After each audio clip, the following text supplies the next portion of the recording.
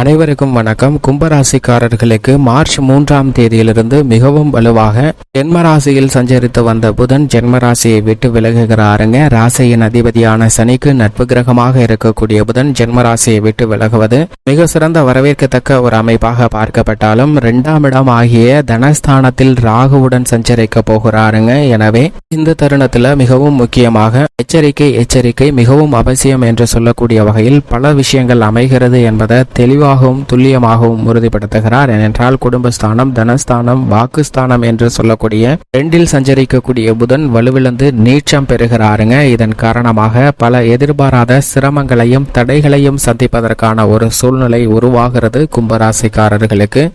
பொதுவாக புதனை பொறுத்த வரைக்கும் நவ கிரகங்களிலே தெளிந்த அறிவாற்றலையும் சிந்தித்து முடிவெடுக்கக்கூடிய சிறந்த ஞானத்தையும் அளிப்பவராக இருக்கிறாருங்க புதன். அப்படிப்பட்டவர் ஒருவருடைய ஜாதக அமைப்பில் வலுவாக இருந்தால் எவ்வளவு சிக்கலான, கடினமான, குழப்பமான பணிகளாக இருந்தாலும் கூட அவற்றை சாதகமாக மாற்றிக்கொள்வதற்கான வாய்ப்பும் அந்த நிகழ்வுகளை கூட மகிழ்ச்சியாக மாற்றிக்கொள்ளக்கூடிய யோகமும் நிறைந்து கிடைக்கிறது என்பது யதார்த்தமான உண்மையாக பார்க்கப்படுகிறது. அப்படிப்பட்ட புதன் இப்போது சனியின் ஆட்சி வீடான கும்பராசியில் இருந்து குருவின் ஆட்சி வீடான மீனராசிக்குள் நுழைகிறாருங்க. மீனராசிக்குள் நுழைந்து நீச்சம் பெற்று சஞ்சரிக்க போகிறார். ராகுவுடனும் இணைந்து சஞ்சரிக்கிறாருங்க. ராகுவுடன் இணைவது ஒரு விதமான விபரீத பலன்களை கொடுக்கக்கூடிய இந்த தருணத்தில் புதனும் வலுவிழந்து நீச்சம் பெற்று சஞ்சரிப்பது என்பது சற்று சாதகமற்ற ஒரு சூழ்நிலையாக தான் பார்க்கப்படுகிறது. எனவே இந்த தருணத்துல எச்சரிக்கை அவசியம் என்று சொல்லக்கூடிய வகையில் புதன் பயிற்சி காரணமாக எந்தெந்த விஷயங்கள் மாற்றத்தை ஏற்படுத்தி கொடுக்க போகிறது என்று பார்க்கும்போது புதன் வலுவிழந்து நீச்சம் பெறக்கூடிய இந்த தருணம் மிகப்பெரிய அளவுல சாதகமற்ற ஒரு தருணமாக தான் பார்க்கப்படுகிறது. அது மட்டுமல்லாது ஒரு நீச்சம் அடையக்கூடிய இந்த தருணத்துல தேவையில்லாத பல்வேறு விதமான சங்கடமும் கோபமும் அதிகப்படுத்துவதற்கான சூழ்நிலை பல்வேறு விஷயங்கள்ல உருவாவதற்கான சாத்தியக்கூறுகள் உண்டுங்க.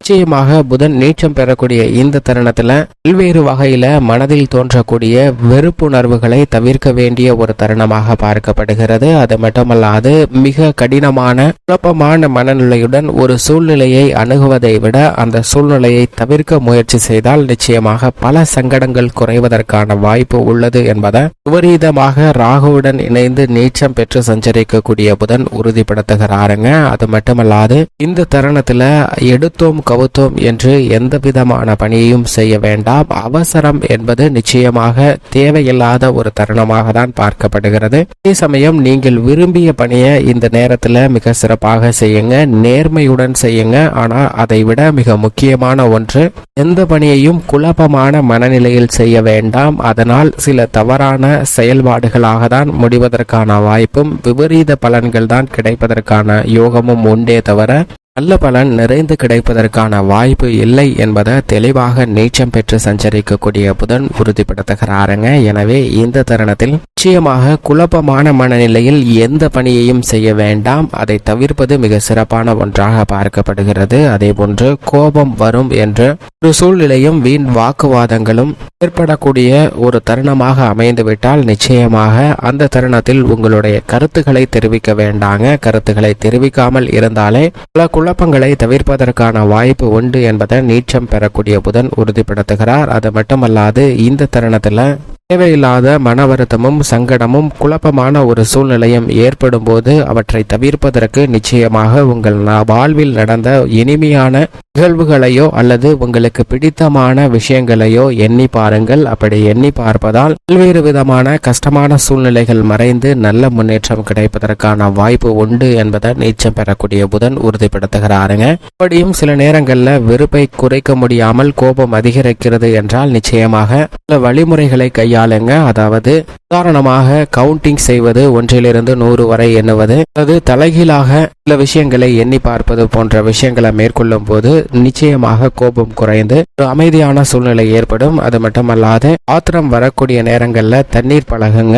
தண்ணீர் குடிப்பதால் சில விஷயங்கள்ல நிச்சயம் மாற்றம் ஏற்படும். அது மட்டுமல்லாது நன்கு தூங்க வேண்டிய ஒரு தருணமாக பார்க்கப்படுகிறது. நல்ல தூக்கம் இல்லை என்றாலும் குழப்பமான மனநிலை தான் ஏற்படும். இது போன்ற விஷயங்களை நிச்சயமாக கையாள கையாண்டால் நீச்சம் பெற்றிருக்கக்கூடிய புதனால் ஏற்படக்கூடிய சாதகமற்ற சூழ்நிலைகளை கூட சிறப்பாக மாற்றிக்கொள்ள முடியும் என்பதை புதனை உறுதிப்படுத்துகிறார். எனவே எச்சரிக்கை மிகவும் அவசியமாக பார்க்கப்படுகிறது. மட்டுமல்லாது காலச்சக்கரத்தில் நட்பை கொண்டாடக்கூடிய கிரகமாக பார்க்கப்படுகிறாருங்க புதன். அவருடைய நட்பு கிரகமாக சூரியன் சுக்கிரன் கிரகமும், சமகிரகமாக செவ்வாய் குரு சனி ராகு கேது போன்ற கிரகநிலைகளும் உள்ளன. புதனுக்கு பகை கிரகம் என்றால் அது சந்திரன் மட்டும்தான். ஆனால் சந்திரனின் பார்வையில் புதன் நட்பு கிரகமாக பார்க்கப்படுகிறார். எனவேதான் காலச்சக்கரத்தில் நட்பை கொண்டாடக்கூடிய மிக சிறந்த கிரகமாக இருப்பவர் புதன் மட்டும்தான். எனவே அவர் மிக வலுவாக சஞ்சரிக்கும் போது பல நன்மைகள் உங்களுடைய வாழ்வில் நிறைந்து கிடைக்கும். ஆனால் புதன் கெட்டால் புத்தி கெட்டுவிடும் என்பார்கள். நோய்வாய்ப்படுவதற்கான ஒரு சூழ்நிலையும் குழப்பமான சூழ்நிலையை உருவாக்கி கொள்வதற்கான சாத்தியக்கூறுகளும் உருவாகும். ஏனென்றால் எளிதில் முடிக்க வேண்டிய காரியங்களை கூட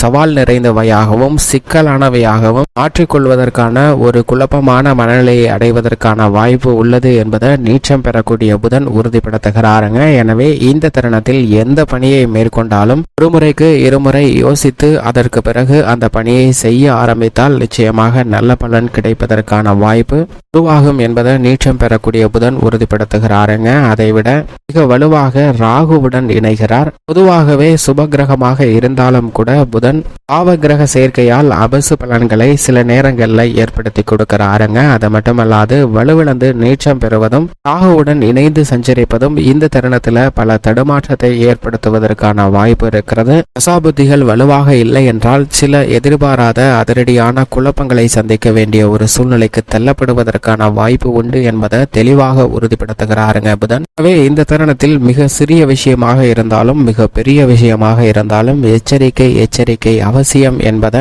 துல்லியமாக உறுதிப்படுத்துகிறார். அதே சமயம் மற்ற கிரக நிலைகளின் அமைப்பும் சேர்த்து பார்க்கும்போது பெரிய அளவிற்கு பிரச்சனை இல்லை என்றாலும் அதீத விழிப்புணர்வுடன் இருந்தால் மட்டும்தான் நன்மை நிறைந்தவையாக மாற்றிக்கொள்ள முடியும் என்பதை தெளிவாகவும் துல்லியமாகவும் உறுதிப்படுத்துகிறார். இப்படி புதனின் அமைப்பு இருக்க கும்பராசிக்காரர்களின் குடும்ப சூழ்நிலையை பொறுத்தவரைக்கும் புதன் வலுவிழந்து குடும்பஸ்தானத்தில் சஞ்சரிக்கக்கூடிய இந்த தருணத்தில் எதிர்பாராத தடைகளை சந்திப்பதற்கான வாய்ப்பு உண்டுங்க. வருமானம் அதிகரித்தாலும் கூட செலவுகள் அதைவிட கூடுதலாக கூடிய ஒரு தருணமாக பார்க்கப்படுகிறது. அது மட்டுமல்லாது திட்டமிட்டு செலவு செய்ய முடியாத ஒரு சூழ்நிலை ஏற்படுகிறதுங்க. சுப நிகழ்வுகளை திட்டமிட்டாலும் கடைசி நேரத்தில் சில தடுமாற்றத்தையும் ஏமாற்றத்தையும் சந்திப்பதற்கான ஒரு சூழ்நிலை உருவாகிறது என்பதை தெளிவாக உறுதிப்படுத்துகிறாருங்க புதன். அது மட்டுமல்லாது கும்பராசிக்காரர்களுக்கு 5 மற்றும் 8ஆம் இடத்தின் அதிபதியாக இருக்கிறார். பஞ்சமாதிபதியும் அஷ்டமாதிபதியுமாக இருக்கக்கூடிய புதன் மிக வலுவாக தனஸ்தானத்தில் நுழைந்து நீச்சம் பெற்றிருப்பதால் இந்த தருணத்தில் உத்தியோக ரீதியான பணிகளில் உங்களுடன் பணிபுரியக்கூடிய நபர்களே உங்களுக்கு எதிராக பல சூழ்ச்சிகளை செய்வதற்கான வாய்ப்பு உண்டு. எனவே கும்பராசிக்காரர்கள் பணி சார்ந்த விஷயங்களில் அதீத கவனம் செலுத்தணும். தொழில்துறை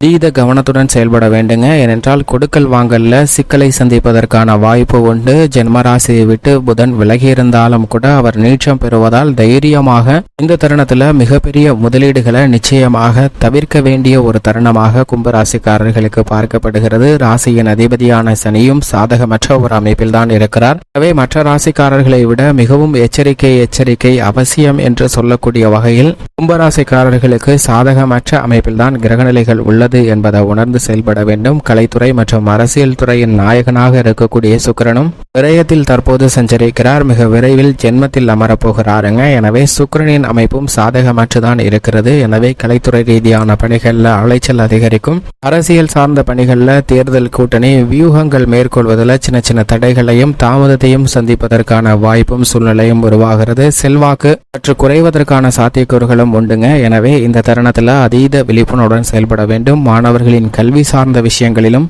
கவனச்சிதறல் அதீதமாக ஏற்படுவதற்கான சாத்தியக்கூறுகள் உண்டு. கவனமாக படிக்க வேண்டிய ஒரு தருணமாக பார்க்கப்படுகிறது. இது போன்ற சிரமங்களை தவிர்த்து நன்மை நிறைந்த ஒரு தருணமாக கும்பராசிக்காரர்கள் மாற்றிக்கொள்ள வேண்டும் என்றால் நிச்சயமாக வாரத்தில் புதன்கிழமை விரதமிருந்து அருகாமையில் உள்ள லட்சுமி நரசிம்மர் ஆலயம் சென்று தீபமேற்றி வழிபாடு செய்யுங்கள். நீங்கள் நினைக்கக்கூடிய காரியங்கள் மிக சிறப்பாக நடைபெறுவதற்கான யோகம் கும்பராசிக்காரர்களுக்கு கிடைக்கும்.